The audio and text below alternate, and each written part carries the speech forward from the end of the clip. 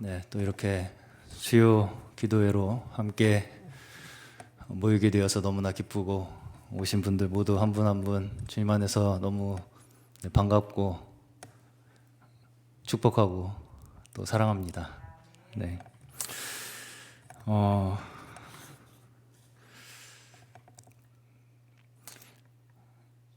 요새 들어서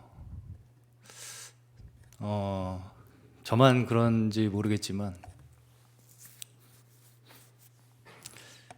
수요 저녁과 이제 주일 오전 이렇게 두 번 저희가 모이잖아요. 전에는 되게 빨리 돌아온다 이렇게 생각이 들었었거든요. 근데 요새는 왜 이렇게 안 오지? 네, 그런 생각이 드는 것은 왜일까요? 네. 참 더 자주 만나고 싶고 또 이 하나님 앞에 우리가 모여서 말씀을 묵상하고 어찌되었든 우리가 하나님 안에 그 은혜 안에 늘 거하게 하시는 이 하나님의 인도하심, 그것만이 정말 점점 우리 안에 큰 기쁨을 준다고 믿습니다. 오늘도 단지 우리가 날이 되어서, 물론 날이 되어서 모이는 것도 중요합니다. 그렇지만 또 그 너머에서 우리가 정말 우리의 마음을 다하여 함께 한자리에 모여서 우리의 마음을 나누고 또 하나님 앞에 우리의 마음을 올려드리는 그러한 진정한 시간이 되시기를 주님의 이름으로 축원합니다. 함께 우리 말씀 먼저 함께 잠시 보겠습니다. 디모데후서입니다. 디모데후서 4장 7절과 8절입니다.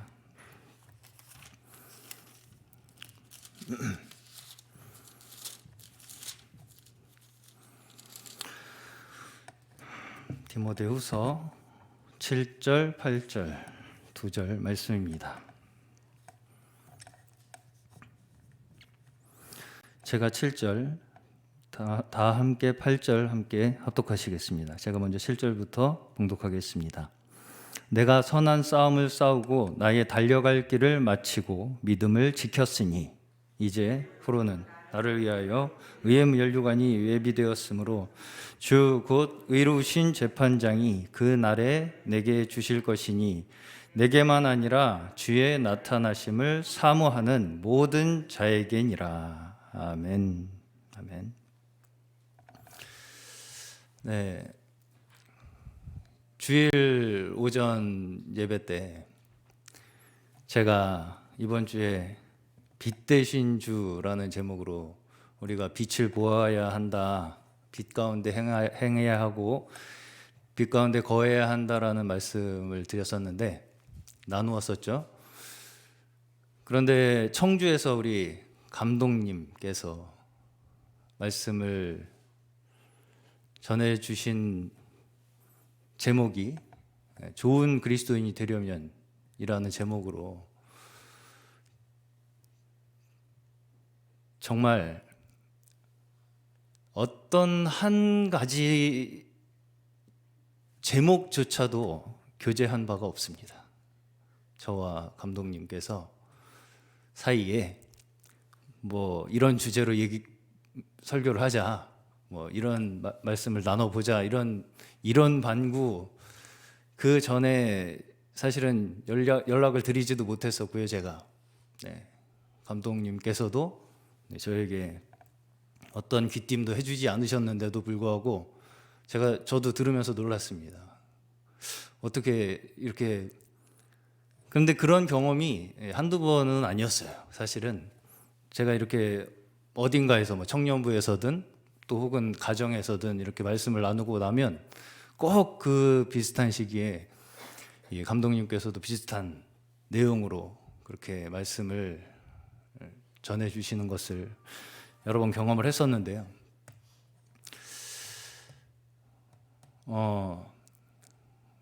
그렇다는 것은 무엇을 의미할까요? 네, 우리 큰 사모님께서는 하나님은 한 분이시다 이렇게 이제 이렇게 고백을 찬양을 드리셨는데 물론 하나님은 한 분이시죠. 네. 그 하나님 한 분이신 하나님께서 분명히 우리에게 무엇인가 말씀하고자 하시는 것이 있기 때문에 그런 말씀 우리에게 주시지 않았나 저는 그렇게 생각을 합니다.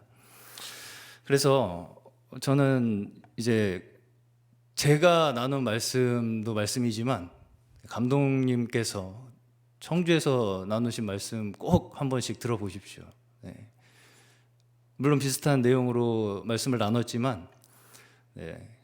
저는 아직 젊고 경험이 많지 않기 때문에 아직은 네. 이렇게 많은 부분을 설명으로 이렇게 대체를 하게 될 수밖에 없는 부분이 있는데 이 정말 계속 이렇게 말씀을 하시듯이 오래된 사역자, 오래 섬긴 사역자의 경험, 이 묵상 속에서 나오는 그 말씀이 정말 깊은 속에서의 울림을 저에게 가져다 주었습니다. 꼭 한 번씩 아직 못 들어보신 분들께서는 유튜브에 올라와 있죠. 유튜브에 올라와 있는 말씀 꼭 한 번씩 들어보시고 그 말씀을 제가 이제 듣고 나서 사실은 오늘 저도 이제 교회 이전을 위해서 이번 주 내내 이제 일을 했는데 오늘도 이제 거의 한 5시까지 일을 하다가 어떻게 할까 고민을 하다가 그래도 제 마음속에 작은 묵상이라도 함께 나누는 것이 좋겠다. 그렇게 생각이 들어서 말씀을 조금 나눠보려고 합니다. 말씀을 나누고 또 함께 기도로 나아갔으면 좋겠습니다. 감독님께서 이제 주로 나누신 내용이 양심에 관한 말씀이었어요. 양심. 그래서 우리가 양심의 귀를 기울일 뿐 아니라 그 양심을 깨끗하게 하기를 훈련하고 그렇게 되기를 원해야 한다. 그러한 방향으로 우리가 지속적으로 나아가야 하는 그 우리의 발걸음, 방향성이 계속적으로 우리가 양심을 향해야 한다. 그런 말씀이었습니다. 결국은 양심이 우리를 하나님 앞에 인도하기 때문에 하나님께서 우리에게 말씀하시는 사실은 그 방식 자체가 우리의 영 안에서 그 양심의 소리, 양심의 인도에 따라서 우리가 실제 생활 속에서 하나하나 인도받는 것이기 때문에 그래서 이제 그 양심의 말하자면 이 민감도 자체가 사람마다 말하자면 이 지식의 수준마다 이렇게 이제 여러 방면으로 말씀을 하셨어요. 꼭 들어보셨으면 좋겠습니다.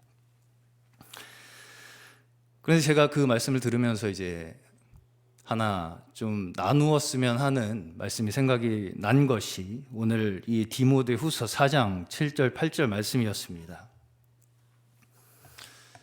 우리 그리스도인의 삶을 살아가는 우리의 발걸음 이것에 대해서 다소 때로는 낙관적으로 생각할 때가 있지 않나. 저는 그렇게 생각이 좀 들었어요. 이 양심에 따라서 우리가 살아간다는 거, 양심에 따라서 살아간다는 게 성경에서는 어떻게 표현을 하고 있냐면 구약의 처음부터 이 이스라엘 백성들이 출애굽을 하게 되죠. 애굽에서 모세의 인도를 따라서 탈출을 하게 되는데, 그때부터 지속적으로 이스라엘 백성들이 겪는 것이 전쟁입니다. 전쟁.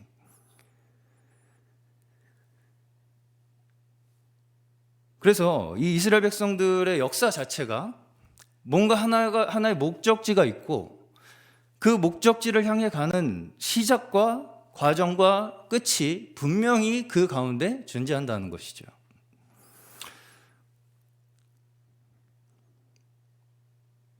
그리고 이제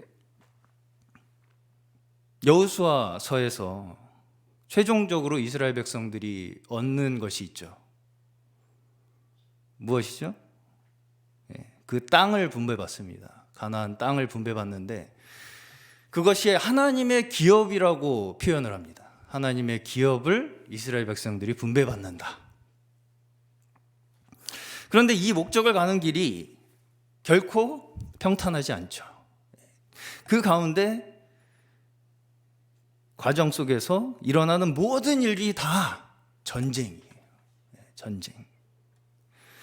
출애굽하자마자 이방 국가의 첫 전쟁, 아말렉 전투, 이것을 승리로 이끈 장수가 바로 누구입니까? 모세와 여호수아였어요. 모세가 우리는 그냥 하나의 어떤 영도자인 것처럼 생각하기 쉽지만 군대의 장군이었어요. 여호수아와 마찬가지고요. 우상 숭배자들을 이 레위인들이 심판하죠. 그렇게 이끈 사람도 모세의 인도하에 이루어진 전쟁이었습니다. 여호수아는 그야말로 가나안 정복 전쟁을 완벽하게 승리로 이끈 엄청나게 유능한 장군이었어요. 그 당시에 이스라엘 백성들은 거의 군대 그 자체라고 표현을 해도 과언이 아닐 정도로 전쟁이 그들의 그 하나의 일이었다라고 해도 무방할 정도로 전쟁의 역사였다는 것이죠. 지금 물론 우리가 이렇게, 제가 질문을 한번 드려보겠습니다. 지금 그러면 우리는 누구와 전쟁을 하는 걸까요? 어디가 우리의 전쟁터입니까? 어디예요? 어디? 네. 제가 그 몇 해 전에 분쟁이 있는 교회에서 잠시 심우를 했었던 적이 있었잖아요.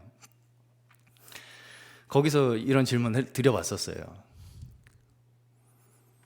우리의 전쟁터, 영적 전쟁터는 어디라고 생각하십니까? 이렇게 질문을 드렸더니 교회 아니라는 거예요. 성도들 간의 영적 전쟁이 있다는 거예요. 네, 성도들 간의 영적 전쟁입니까, 우리가? 네. 우리가 또 제가 한 가지 예를 하나 더 드려볼게요. 저희가 종종 듣는 얘기인데, 종종 듣는 얘기 중에 하나가 뭐냐면, 집안에 말 안 듣는 자녀가 하나 있어요. 그러면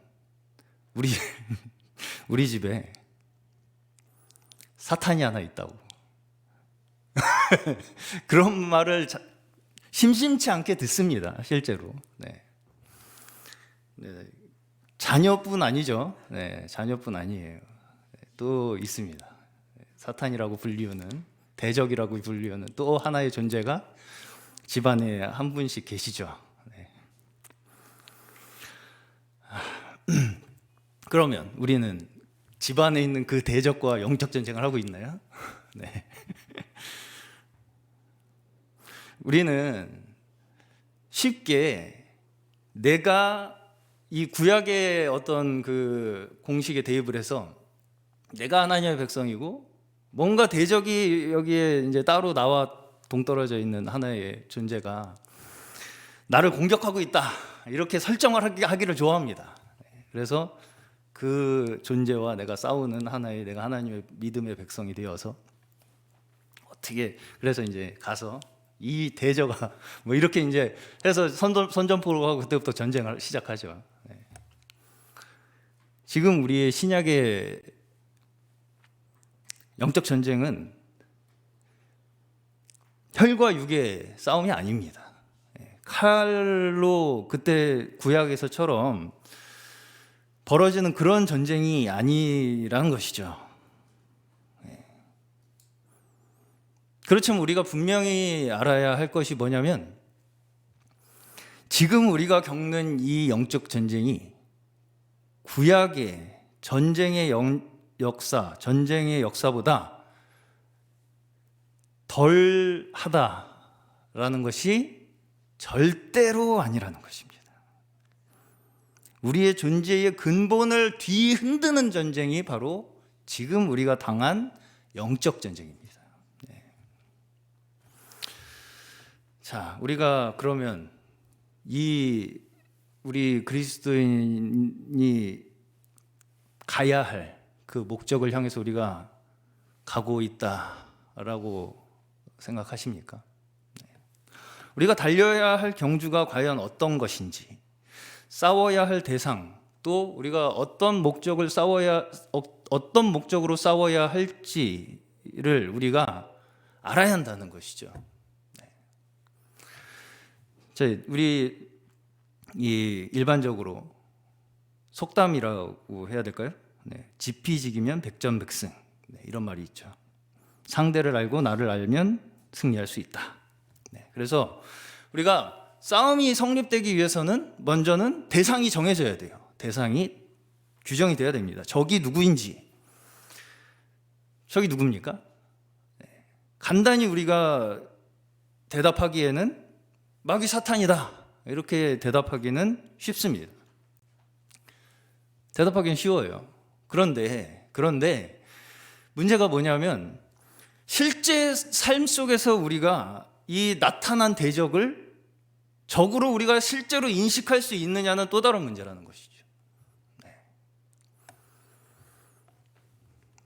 그래서 우리가 첫째로 대적의 정체를 알아야 하는데, 사탄의 공격에 대해서는 우리가 많이 이야기를 합니다. 근데 사탄이 어떤 존재인지에 대해서는 우리가 그렇게 많은 대비를 하지 못하고 있다라고 저는 생각을 합니다. 자, 먼저 성경에서는 사탄에 대해서 뭐라고 이야기를 하냐면 요한복음 8장 44절, 너희는 너희 아비 마귀에게서 났으니 너희 아비의 욕심대로 너희도 행하고자 하느니라. 그는 처음부터 살인한 자요, 진리가 그 속에 없으므로 진리에 서지 못하고 거짓을 말할 때마다 제 것으로 말하나니 이는 그가 거짓말쟁이요 거짓의 아비가 되었음이라. 그리고 고린도후서 11장 14절에는 자기를 광명의 천사로 가장한다, 이렇게 이야기를 합니다. 자, 거짓말하는 자, 공통점이 있어요. 거짓말하는 자, 가장하는 자. 뭡니까? 사람을 공격할 때 내가 사탄이야 뿔 달고 나타나는 게 아니라는 거죠. 우리를 속이는 방식으로 접근한다는 거예요. 그래서 우리에게 하나의 거짓을 심어주기 위해서 99가지의 진리로 무장하고 우리에게 접근할 수 있는 존재가 바로 이 사탄 마귀라는 거예요. 자기를 광명의 천사로 가장한다고 이야기를 했잖아요. 심지어 어떻게까지 위장을 할 수 있냐면 하나님의 임재조차 위장을 할 수가 있다는 거예요.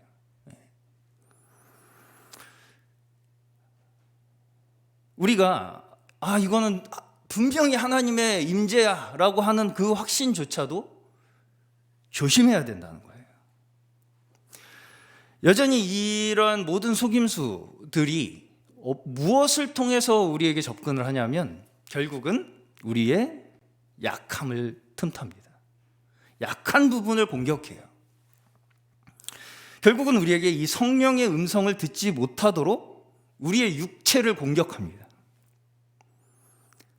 그래서 이 악한 영들이 이 사람을 공격하는 양상은 그야말로 케이스 바이 케이스라고 생각하시면 돼요.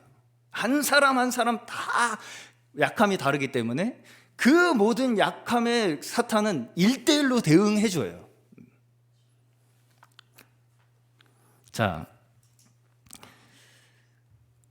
예를 들어서 우리가 제일 이제 사탄 마귀하면 표면적으로 이미지화할 수 있는 게 귀신입니다. 귀신. 네. 제가 오늘 이제 귀신 나오는 이 무서운 영화는 더 이상 안 무섭게 해드리겠습니다. 성경에서도 귀신을 얘기합니다. 귀신이 있어요. 존재합니다. 그런데 우리가 생각하는 귀신의 양상과는 조금 달라요. 이 성경에서 이야기하는 귀신은 상황에 따라 자신의 모습을 얼마든지 바꿀 수 있고요. 공통된 하나의 목적을 가지고 움직이는 것이 이 사탄이에요. 이 귀신이에요. 그래서 우리가 일반적으로 귀신이다라고 하면은 어떤 이미지를 갖고 있죠? 우리나라의 토속 귀신들이 있죠. 하얀 소복을 입는다든지 뭐 까만 무슨 꼭 한복을 입죠. 우리나라는 또 갓을 쓰고 뭐 이런 식으로 이제 나타납니다. 우리나라는. 그러면 또 외국 나가면 외국 귀신은 또 복식이 달라져요. 뭐 이렇게 예를 들어서 뭐 저승사 이 서양의 그 죽음의 사자는 커다란 낫을 들고 뭐 수도복 같은 걸 입고 뭐 나타난다라든지 뭐 이런 식으로 이제 귀신을 형상화하죠. 저마다의 문화권마다 그 귀신을 형상화합니다. 자, 귀신이 그러면 귀신이라고 하면 뭔가 우리 이 물질 세계, 우리 육신을 가지고 있는 사람의 한계를 뛰어넘을 것 같이 우리가 여겨지잖아요. 근데 왜 꼭 그 문화권에 있는 형태로만 나타날 거예요, 귀신이? 그 지역만 그렇게 자기들도 뭐 영역이 있을까요? 네. 이것이 바로 대표적인 속임수의 단면이에요. 제가 생각하기에. 바로 그 문화권에 속해 있는 사람들의 공통적 두려움을 자극하는 형상으로 발현된다는 것이죠. 네. 제가 실제로 뭐 하얀 소복을 입은 귀신이 존재한다 안 한다를 말씀드리기 앞서서 그런 식으로 사람들의 생각을 점유한다는 거예요. 귀신이 두렵게 한다는 거죠. 네.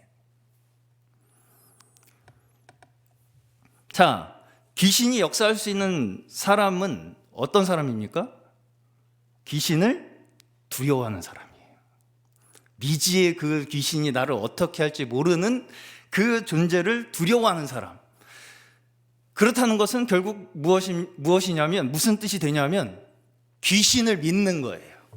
네. 귀신이 나에게 어떤 영향력, 어떤 해악을 끼칠 수 있는 존재라는 것을 믿는 믿음이라는 것이죠. 그렇기 때문에 우리가 귀신의 그 속임수에 넘어가게 된다는 것입니다. 소위 우리가 이제 많은 일반적으로 귀신을 경험한다라는 이 경험담에서 자주 듣는 경험담이 뭐냐면 가위 눌린다는 경험이에요. 가위 눌린다. 그래서 자다가 갑자기 귀신을 본다. 뭐 이런 경험들을 많이 이야기를 해요. 그래서 나는 귀신을 봤다. 그렇죠? 한 번쯤은 들어보셨을 거예요. 주변에서. 저는 한 번도 그런 경험은 없는데 그런 경험을 한 사람들의 공통적인 특징이 뭐냐면 일단은 굉장히 신체적으로 피곤하고 정신적으로 피로한 상태예요. 주로 그런 경험을 할 때는. 그리고 가장 자신이 무서워하는 형상으로 나타난다는 것입니다. 이게 이제 어떤 상태냐면 몸이 굉장히 피곤하다 보니까 몸은 잠에서 깨지 않은 상태에서 정신만 희미하게 깨어난 상태예요. 그래서 이렇게 이제 약간 정신만 희미하게 깨어난 상태가 되면 사람이 공포심을 갖게 돼요. 왜 몸이 안 움직이지? 하는 이 공포심을 갖게 되는 이 공포심에서부터 그 자기가 두려워하는 이미지를 생산해낸다는 거예요. 그래서 약간 꿈과 비슷한 현상입니다, 사실은. 그런데 이렇게 나에게 두려움을 주게 되는 그런 이미지를 나에게 주는 출처가 어디냐면 바로 악한 영이라는 거예요. 왜냐하면 그들은 내가 뭘 무서워하는지를 너무 잘 알아요. 내가 뭘 그래서 내가 굉장히 취약한 상황에 처해 있을 때 가장 내가 두려워하는 그 형상을 나에게 딱 집어 던져 넣어준다는 것이죠. 그래서 내 심적 그 모든 경계망을 풀어 헤치고 들어가는 겁니다. 공포심으로. 그래서 실제로 어떤 사람은 이 가위의 상태에서 두려운 생각을 떨쳐내자마자 금세 이 모든 나타났던 현상들이 사라져 버렸다. 이런 얘기도 많이 듣게 됩니다. 이 귀신, 그러니까 우리가 일반적으로 생각하는 이 귀신이라는 현상, 이것이 우리의 인간의 가장 표면적인 부분을 공격하는 방법이에요. 가장 1차원적 부분. 그래서 우리가 지금은 뭐 귀신 이야기하면 애들이나 그런 거 무서워서 이제 밤에 화장실 못 가고 뭐 이 정도라고 생각하실지 모르겠지만 의외로 많은 사람들이 아직도 이 단계에서조차 벗어나지 못해요. 1차원적인 이 공포심에서도 못 벗어나요. 많은 사람들이. 그래서 점 보러 다니고 무당 뭐 굿하고 이러는 거 아니겠습니까? 네. 자, 그렇다면 이제 우리는 그렇다고 했을 때 이 믿는 우리들은 그래도 최소한 저는 이 단계에서는 벗어나셨을 것이라고 생각합니다. 이 단계에서 제가 못 벗어나셨더라도 오늘 제가 드린 말씀으로 이제 벗어나시기를 바랍니다. 그렇다면 이러한 것에 대한 두려움에서 우리는 벗어난 우리에게는 그럼 어떤 전략이 사탄에게 있을까요? 자, 성경에 있는 복음서에서도 여러 가지 귀신들의 양상을 우리가 볼 수가 있는데요. 심지어 사탄은 예수님까지도 시험합니다. 그리고 사탄의 공격에 마침표가 어디였습니까? 십자가 사건이었습니다. 주님께서 십자가로 향하시는 그 하나하나의 발걸음이 쉬웠다고 생각하십니까? 결코 쉽지 않았고 예수님조차도 정말 피눈물을 흘리는 기도로 그 길을 전쟁을 치르듯이 가신 길입니다. 그리고 그 모든 것을 주님께서는 승리하시고 그 승리의 징표를 우리에게 보여주신 것이 이 십자가의 역사입니다. 그리고 이 이후에도 신약의 이제 초대교회에도 계속해서 이 각종 악한 영들의 활동이 나와요. 그리고 이 악한 영들의 활동, 이것의 이 정점이 어디냐면, 정점을 어디에서 우리가 발견할 수 있냐면 에덴 동산에서 사탄이 뭘로 등장했죠? 뱀으로 등장했죠. 계시록에서 뭘로 등장합니까? 용. 진화했어요. 뱀이었는데 용이 됐습니다. 그리고 이 용은 이제는 각종 이 무기로 중무장을 한 엄청난 이 공격의 무기들을 가지고 등장을 합니다.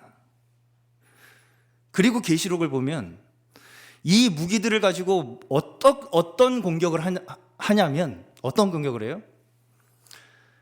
끝까지 이 그리스도인들조차 그 안에 남아있는 육체를 끄집어내요. 괴롭히는 게 아니에요. 그냥 괴롭히는 게 아니고요. 시험을 하는 겁니다. 시험. 이래도 나한테 안 올 거야? 이래도 나한테 안 올 거야? 너한테 이거 있잖아. 이 육체 있잖아. 라는 것을 건드릴 수 있는 각종 무기를, 신무기들을 개발을 해놨어요. 그래서 우리에게 조금이라도 남아있는 그 육체를 끄집어내서 시험에 들고 넘어지게 하기 위해서 사탄은 지금도 조직하고 지금도 중무장 중입니다. 자, 우리 감독님께서 영과 양심을 나눌 수 없다 이렇게 말씀을 하셨어요. 들어보시면 아실 거예요.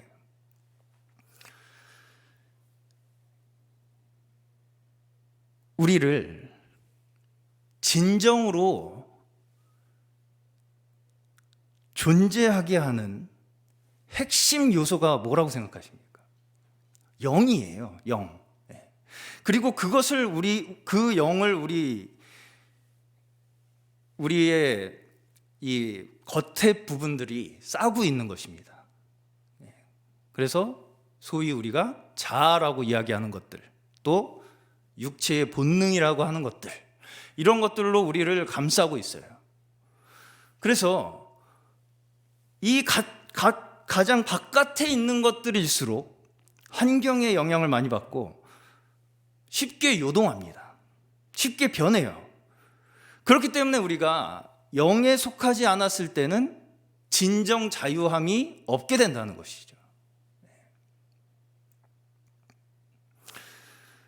항상 외부 환경, 그러한 하나의 악의 세력의 공격으로부터 우리의 외적인, 육신적인 또 자아의 부분들은 영향을 받고 종속되어 있기 때문입니다. 그래서 우리가 하나님의 영을 받지 않게 된 상태에서는 우리의 영이 죽어 있다라고 이야기를 하는 것이죠. 그렇기 때문에 우리의 영이 작동을 하지 못하는 상태에 있기 때문에 어쩔 수 없이 우리는 그 겉에 있는 것들로만 반응을 할 수밖에 없어요. 자, 악의 이 세력의 사탄 마귀의 목적이 무엇입니까? 목적이 무엇일까요? 왜 이렇게 우리를 어떤 결과를 가지기 위해서 우리를 이렇게 계속 공격을 할까요? 자, 이 말씀에 마땅히 두려워할 자를 두려워해야 한다라는 말씀이 있어요. 두려움 자체가 나쁜 게 아니고요. 하나님을 두려워해야 되는데 자신을 두려워하게 만드는 거예요. 왜 두려워요? 내 육체를 보존하기 위해서, 내 자아를 보존하기 위해서. 그러한 것들을 계속 자극함으로써 자신을 두려워하게 만드는 것이죠. 그래서 결국은 우리가 양심을 온전히 따르지 못하는 그 자체가 두렵기 때문이에요. 무엇이 두렵기 때문에? 사탄이 두렵기 때문에, 악의 세력이 두렵기 때문에 진정 하나님의 영의 양심의 소리에 우리가 귀 기울이지 못하게 된다는 것이죠.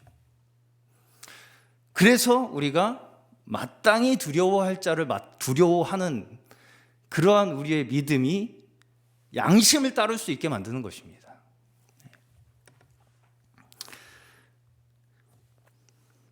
그래서 우리가 진정 이 사탄의 속임수에 넘어가지 않고 이기기 위해서 우리가 두 번째 알아야 할 것이 무엇이겠습니까? 우리가 누구인가?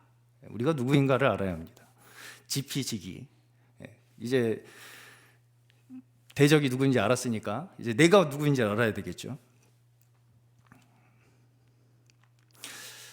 많은 믿는 이들이 심지어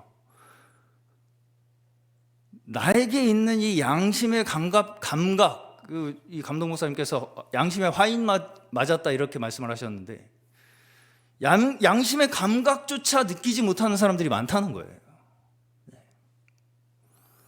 그러면서 뭘 쫓아다니냐면 신기한 체험, 그리고 뭔가 내 감정이 막 격동되는 그런 경험, 그런 것들을 마치 영적인 체험을 내가 한 것처럼 그렇게 생각합니다.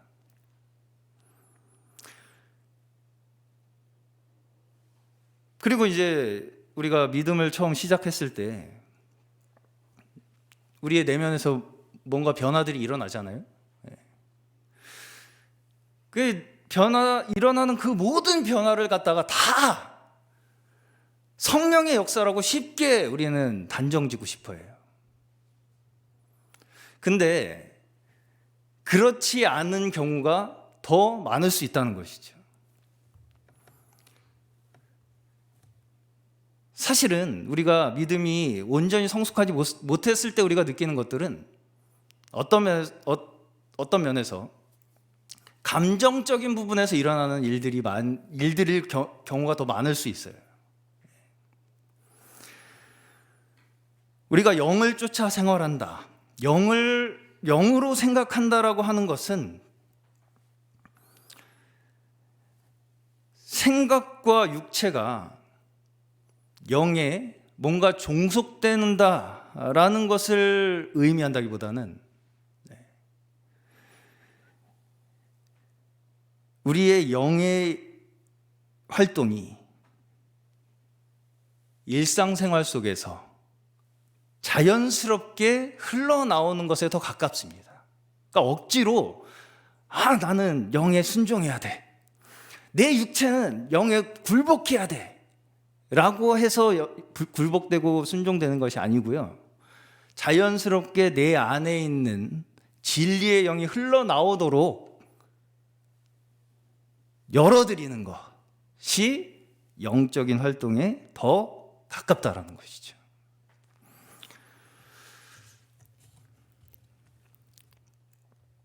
주님께서는 우리에게 이미 너무나 많은 부분들을 다 해결해 주셨어요. 이미 주님께서는 승리하셨습니다. 십자가에서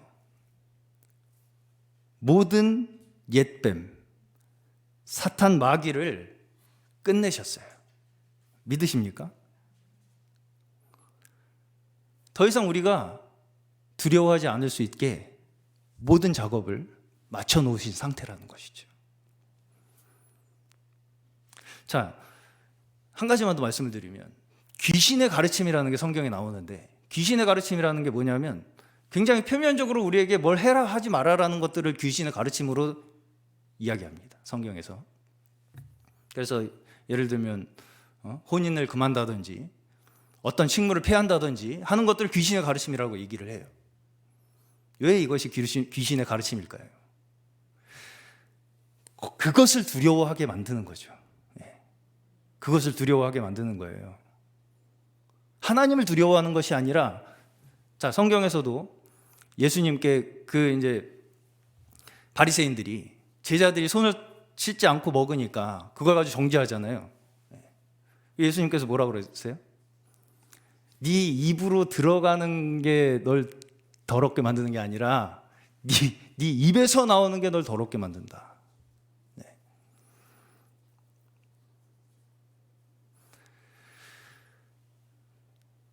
손 씻고 안 씻고로 사람을 두렵게 만드는 거예요.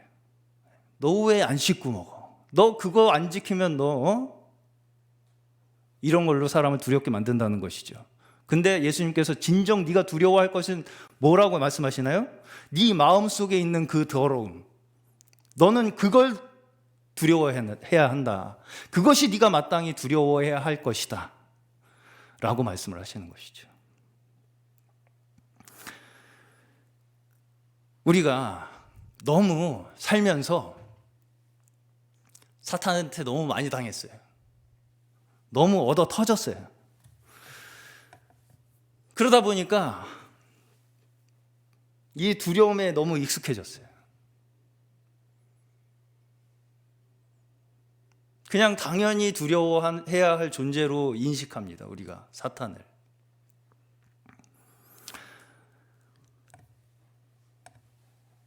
우리가 이 사탄에게서 진정 온전히 벗어날 수 있는 방법이 무엇일까요? 정확하게 그 존재를 아는 것이죠. 그것을 알려주는 것이 바로 하나님의 말씀입니다. 그렇지만 사탄은 계속적으로 우리 양심이 하나님을 바라보지 못하게 만들고 계속 자신을 두렵게 만드는 것이 이 사탄이 우리에게 하는 공격이며, 그것으로 결국은 우리에게 심어지는 것은 불신입니다. 하나님을 믿지 못하게 하는 것. 결국 이런 믿음으로부터 우리가 정말 진정 하나님의 말씀을 온전히 깨달아서 대적이 누구인지를 명확히 알기만 해도 두려움이 사라진다는 거예요. 모든 근심과 걱정, 두려움들이 이미 주님께서 우리에게 물리쳐 주셨다는 것입니다. 그럴 때에 결국 이제 우리의 양심은 하나님의 말씀을 통하여 모든 것을 정확하게 볼 수 있는 상태가 되게 된다는 것이죠. 모두 이러한 상태에 정말 온전히 이르시기를 주님의 이름으로 축원합니다. 하나님께서는 우리에게 하나님과 함께하면 절대 우리는 패배하지 않을 것이라고 말씀하셨습니다. 믿는 자에게 그대로 모든 것이 이루어질 것이다, 이렇게 약속을 하셨고요.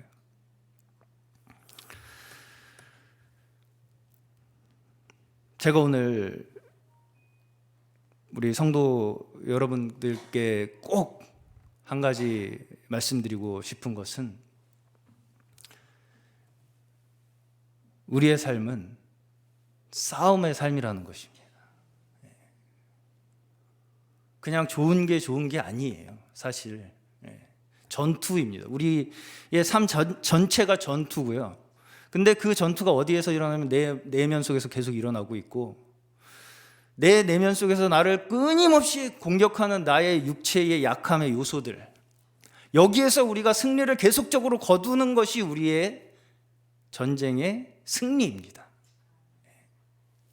이것을 우리가 반드시 분명하게 인식을 하고, 하나님께서 우리에게 말씀하여 주시는 음성, 그 양심의 소리, 이것을 단순히 그저 잘 한번 살아보겠다라는 의미가 아니고요. 그 양심의 소리가 우리 양심의 인도가 우리에게 있어야 우리는 승리할 수 있다는 것이죠. 전투에서 승리할 수 있다는 것입니다. 그것만이 우리의 무기예요.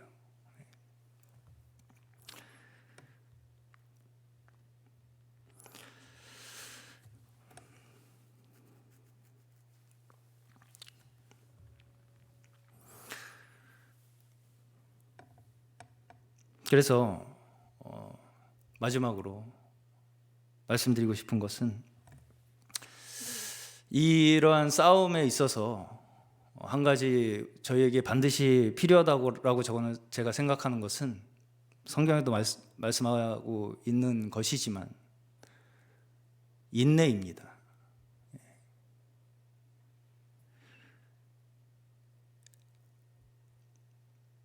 우리는 절대로 단번에 모든 것이 이루어질 수가 없어요. 성경에 어떤 사상이 있냐면요, 남은 자 사상이라는 게 있어요. 그게 무슨 얘기냐면, 결국은 결과적으로 네가 남아 있으면 승리자라는 거예요. 우리가 과정 속에서 내가 뭔가 막 열심히 잘하고 이기려고 막 분투를 해서 이길 것 같지만, 사실은 끝까지 인내하고 남아있는 자가 이기는 자라는 것이죠. 우리가 모든 시험을 다 일일이 우리 스스로 대응해서 승리할 수가 없습니다. 남아있기 위해서는 하나님만을 바라보고 그 말씀만을 의지하고 인내함으로 끝까지 그저 하나님 옆에 남아있고자 하는 그 마음, 그것만이 우리를 이기게 할 줄로 믿습니다. 우리의 마음 관리를 잘 하는 것에 있는 것이 아니고요. 우리의 싸움은 혈과 육의 싸움이 아니고요. 그저 우리의 마음이 영원한 상급, 하나님께서 우리에게 약속하신 그 영원한 나라만을 바라볼 때 우리 진정한 승리자로 발견될 수 있을 줄로 믿습니다. 우리 함께 아까 우리 함께 찬양하신 전쟁은 하나님께 속한 것이니 라는 찬양 함께 찬양했으면 좋겠습니다.